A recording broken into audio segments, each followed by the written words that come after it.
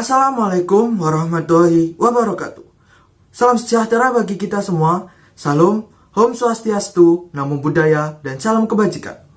Perkenalkan, kami dari kelompok 4 beranggotakan Gifar Robi Maulana dengan NIM akhir 092, Leni Nurul Aini dengan NIM akhir 105, Citra Evelyn Ramadanti dengan NIM akhir 115, Sonia Monica dengan NIM akhir 116. Kami akan menjelaskan perbedaan fungsi manajemen dan perusahaan. Fungsi perusahaan dibagi menjadi 4. Yang pertama fungsi ekonomi, yang kedua fungsi produksi, yang ketiga fungsi pemasaran, dan keempat fungsi akuntansi.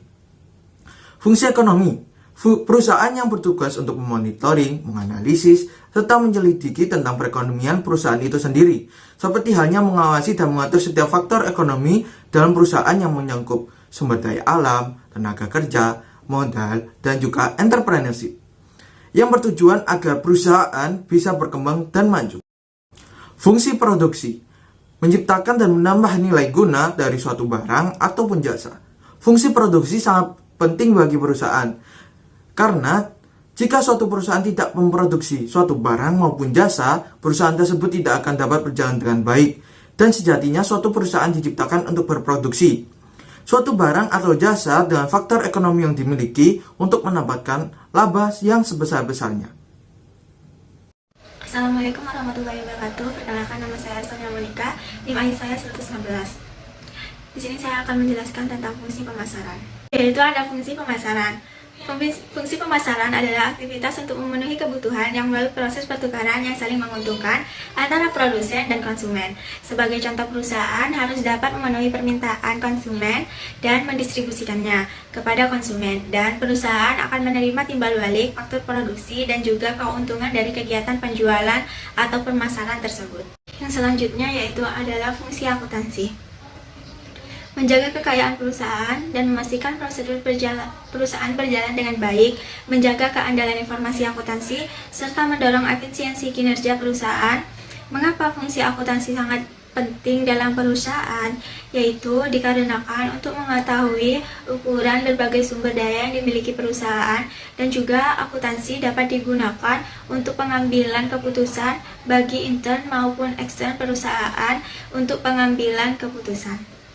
Beberapa macam fungsi manajemen. Yang pertama yaitu planning atau fungsi perencanaan, yang kedua yaitu actuating atau fungsi pelaksanaan, yang ketiga ada organizing atau fungsi pengorganisasian, yang keempat yaitu ada controlling atau fungsi pengendalian.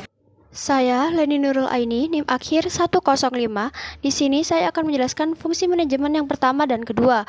Yang pertama, fungsi perencanaan, merupakan proses pendefinisian tujuan organisasi, pembuatan strategi untuk mencapai tujuan, serta pengembangan rencana aktivitas organisasi yang bermanfaat untuk meminimalisir risiko atau kesalahan yang mungkin terjadi dan memastikan jika visi misi perusahaan sudah sejalan dengan arah dan tujuannya. Contohnya, perusahaan A bergerak di bidang penjualan pakaian. Perusahaan ini dibentuk dengan tujuan memperoleh profit dan mengenalkan produk dalam negeri. Strategi yang dilakukan ialah dengan memaksimalkan promosi dan memilih bahan berkualitas untuk pakaiannya. Perusahaan A juga menentukan desain pakaian, warna, serta bahan yang diperlukan. Fungsi yang kedua, pengorganisasian, adalah proses penyusunan sumber daya organisasi untuk mencapai tujuan perusahaan. Sumber dayanya meliputi sumber daya manusia, sumber daya fisik, sumber daya operasional, serta merek.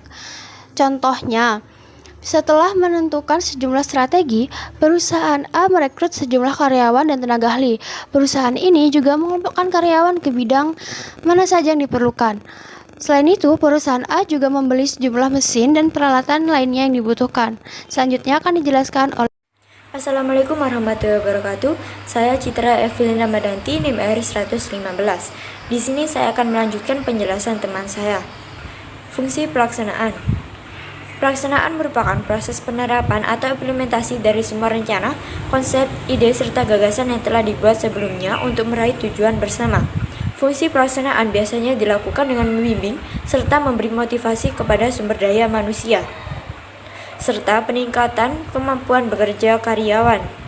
Contoh fungsi ini: perusahaan A memulai proses produksi pakaiannya.